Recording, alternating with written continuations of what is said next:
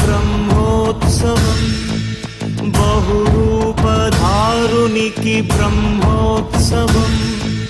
బ్రహ్మాండ నాయకుని బ్రహ్మోత్సవం బహురూపధారునికి బ్రహ్మోత్సవం శ్రీభూసతులతో శరణాగతులతో శ్రీభూసతులతో శరణాగతులతో 7 కొండల పైన చక్కగా బ్రహ్మరూపునికి